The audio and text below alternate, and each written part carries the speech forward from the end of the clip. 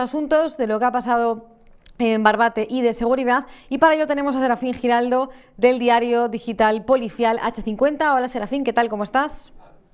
Hola, muy buenas, ¿qué tal? Muchísimas gracias por estar con nosotros. Tenemos que hablar de lo que ha ocurrido en Barbate, del asesinato de esos dos guardias civiles. Finalmente recibieron pues, esa medalla de oro en muerte, ¿no? O sea, después de ya muertos, como ocurre en la mayoría de casos de los miembros de las fuerzas y cuerpos de seguridad del Estado, de estos cuerpos de policía. Pero, sin embargo, los burócratas la reciben en vida. Esto ya dice bastante, ¿no? del mundo en el que vivimos. Correcto, y es cierto, se reciben unas medallas a veces por burocracia que por realizar acciones como realizaron los dos compañeros fallecidos. Pero fíjate, me das la oportunidad de pedir, por lógica, además por pura lógica, para el compañero que ha quedado herido, para el compañero que se está curando de sus heridas, también la misma medalla, porque solo la suerte le salvó de que fuera asesinado. Por tanto, si son coherentes nuestros políticos, si tuvieran un mínimo de coherencia, lo lógico es que también dieran la misma medalla, exactamente la misma, al resto de compañeros que iban en esa barca y que solo la suerte les salvó la vida, porque estaban realizando la misma acción. Totalmente de acuerdo contigo, porque tienen que llegar a morir, ¿no? Cuando efectivamente estaban también en esa lancha, habían sido enviados a esa lancha, a esa Zodiac, en esas condiciones. Correcto. Y estaban luchando contra el narcotráfico y estaban haciendo el mismo trabajo y siendo igual de valientes, ¿no? Aunque tuvieron pues un mejor destino, ¿no? En este caso. Así que yo desde aquí apoyo totalmente la moción y es lo que debería ser. Cuéntame. ¿Cómo has vivido todo durante estos días, desde tu punto de vista, ¿no? Desde el punto de vista policial? ¿Quién es el verdadero culpable? Porque bueno, sabemos que el primero también es Marlaska, ¿no? Es el ministro de Interior, pero también se ha hablado de quienes dieron las órdenes, ¿no? Quienes aceptaron esas órdenes de Interior y decidieron, pues, esos mandos enviar a estos agentes, pues, en esa Zodiac, además agentes que no pertenecían al cuerpo dedicado al narcotráfico, sino que eran pues, buceadores, en las condiciones en las que estaban, y que también pues pueden tener parte de culpa, ¿no? De lo que finalmente terminó ocurriendo. Correcto, y además fíjate, a un policía nacional, a un guardia civil, cuando un mando nos da una orden, desde luego la obedecemos y luego pensamos en la orden que nos ha dado. Y además estamos educados para eso. Además, nuestro código deontológico nos exige eso. Nosotros cumplimos efectivamente con nuestro deber. Hablo pues del personal de base, hablo de los policías de base, hablo de los compañeros de la Guardia Civil que han fallecido.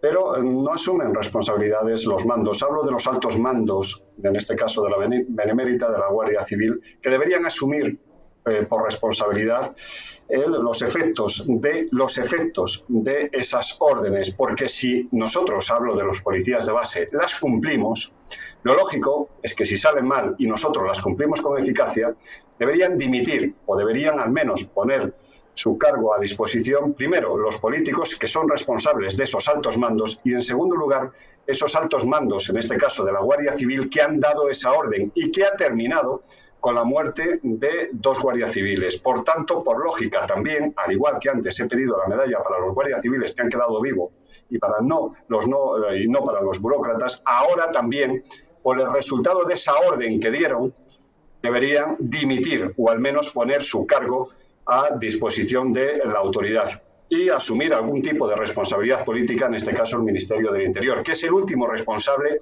de todos los dispositivos de esa zona. Por tanto, por pura lógica también, e incluso, si me lo permites, por código deontológico, por decencia, deberían poner su cargo, o al menos asumir algún tipo de responsabilidad. Desde luego que sí, esperemos que se haga también una investigación y se concluya, ¿no?, quiénes son los responsables de que esto haya ocurrido. Sabemos también muchas cosas de las circunstancias, ¿no?, que se viven en el campo de Gibraltar, en Barbate, los medios, ¿no?, de los que dispone la Guardia Civil, y también que el Ministerio de Interior decidió cerrar esa unidad específica, ¿no?, contra el narcotráfico, el Oconsur, hace apenas pues un año y poco, ¿no?, unos 22 meses. ¿Por qué cree Serafín que se decidió cerrar esta unidad, que además estaba teniendo muchísimo éxito? También hemos sabido que fue una decisión que se tomó después de que el ministro mantuviese un encuentro con su homólogo marroquí. Los motivos los desconozco, sobre todo porque desconozco también de qué se trató en esa reunión con Marruecos. Sí que te puedo decir que evidentemente la unidad fue muy eficaz.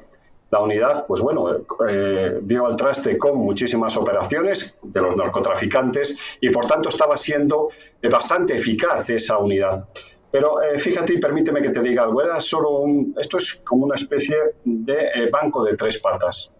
En primer lugar, lo que se necesita en esa zona es pues que las organizaciones vecinales, que la propia sociedad cambie un poco con respecto al narcotráfico. Cuando digo cambie, pues me parece lamentable las voces que escuchábamos de algunos vecinos, digo algunos, no todos, hablo de la sociedad en general, pero evidentemente solo podemos señalar a quien directa o indirectamente se beneficia del narcotráfico. Por tanto, tiene que haber algún tipo de acción en esa sociedad para que en el momento que estaban asesinando a los guardias civiles, todos lo hemos oído, no lo he oído yo solo, se estaba jaleando la acción de los asesinos. Por tanto, hay un problema social de la gente que directa o indirectamente vive del narcotráfico y que es más de la que parece. Reitero y repito, no estoy hablando de toda la sociedad, solo de la que se beneficia del narcotráfico. Esa es la primera pata de este banco de tres patas. En segundo lugar, efectivamente se tiene, y antes lo comentamos, que aumentar, dar más dotación tanto a la Guardia Civil como a la Policía Nacional e incluso a Vigilancia Aduanera. Cuando hablo de más dotación, hablo de más personal y más medios y no retirar lo que funciona, porque estaba funcionando lo que antes comentamos. Ese dispositivo policial que efectivamente pues estaba dando al traste con muchas operaciones de los narcotraficantes. Y por último, la tercera pata de este banco que debería reforzarse y actuar de forma conjunta, evidentemente, son actuar tanto con jueces como con fiscales. Solo hay 4 juzgados de instrucción en Algeciras. Repito, solo hay 4 juzgados de instrucción en Algeciras. Por tanto, reforzar la justicia, cambiar la sociedad, la mentalidad social y, por último, efectivamente, reforzar las acciones policiales con más dotación y más medios. Evidentemente, Hacienda debería también estar presente en el lugar porque todas estas operaciones antidroga, todos estos narcotraficantes tienen un gran patrimonio y debería reforzarse también con investigaciones de Hacienda, sobre todo por el tema de blanqueo de capitales. Solo una actuación conjunta de estos 3 o 4 pilares, si añadimos Hacienda, puede dar resultado, porque lo que se estaba diciendo y lo que se estaba haciendo es efectivamente solo una pata, es decir, actuar con eficacia desde un punto de vista policial, y era eficaz, pero faltaban las otras 3 patas de ese banco. Desde luego que sí, aquí también hemos comentado que lo que hay que hacer es pues, de dar más medios también para esa sociedad que también vive del narcotráfico, ¿no? Que es pues, amplia, ¿no? en esta zona, ofrecerles alternativas, ¿no? Para que no vean como única salida, ¿no? Para vivir, pues dedicarse al mundo de las drogas. Es que, dime. Si me permites, fíjate, te voy a hablar de precios que se pueden obtener por todos estos narcotraficantes. Un conductor de un 4x4, que son los que esperan la llegada de la mercancía, la llegada del hachís, puede cobrar en una noche entre 3 y 6.000 euros. Un conductor de un 4x4, es decir, un conductor de los que espera la narcolancha. Sí. El piloto, el asesino que acabó con la vida de los 2 guardias civiles, pues puede cobrar una media de entre 15 y 30.000 euros por noche, es decir, por atraco de ese barco en puerto. Y luego están los bosquimanos, que son los que portean desde la lancha hasta el coche, pueden cobrar 2.000 euros cada lancha. Luego están los que vigilan, que pueden cobrar 1.000 euros. Luego los navegantes, 5.000, los almacenistas. En definitiva, son una cantidad de dinero la que mueven estos narcotraficantes que es muy difícil luchar socialmente contra ellos. Claro. Por tanto, no solo tenemos que reforzar desde un punto de vista operativo las fuerzas y cuerpos de seguridad, sino también tiene que haber una acción social. Y yo creo que las autoridades, en este caso el gobierno, pues está dejando un poco de lado toda esta zona, toda esta región, que como no se pongan medidas o como no se ponga remedio, al final se va a convertir en una especie de pequeño, por Dios, que nadie se ofenda, pues de un pequeño país, como conocemos en Sudamérica, pequeño país de narcotraficantes o pequeña zona de narcotraficantes, y va a ser muy difícil recuperarla. Sobre todo, reitero, un joven que en una noche te pueda ganar entre 3 y 6.000 euros o 2.000 euros por descargar unos fardos es tremendo. No, creo que nadie se ofenda, Serafín, porque es verdad que es una realidad que cada vez nos parecemos más a ciertos países de Iberoamérica y lo único que nos faltaba ya era todo el asunto del narcotráfico, que parece que también tenemos un problema con ello en España. Nos preguntábamos durante estos días a qué se debía ese cierre, ¿no?, de Loconsur, ese abandono de la Guardia Civil, que no se den medios que llevan ya mucho tiempo pidiendo, y veo que también en el diario digital H50 lleváis publicado, recordáis que en 2021 el PP llevó al Congreso una petición para que se dotase de más medios a la Guardia Civil en el campo de Gibraltar y, casualidad, PSOE, Podemos y Bildu, de Bildu ya sí que no nos sorprende absolutamente nada porque conocemos cuál es su objetivo de desmantelamiento de la Guardia Civil en absolutamente todo el país, votaron en contra de que se diesen esos medios, esa ampliación de medios para los agentes.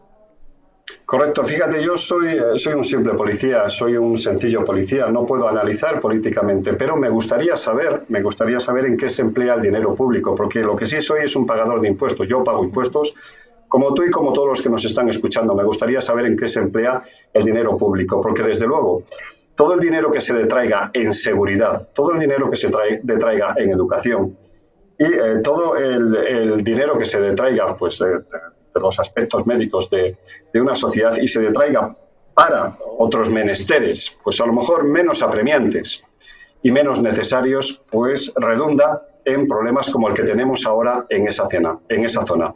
Efectivamente, hubo una crítica por parte del Partido Popular a la retirada de esa acción policial, de esa unidad policial, de esa unidad especializada, y no hay explicación al motivo de esa retirada.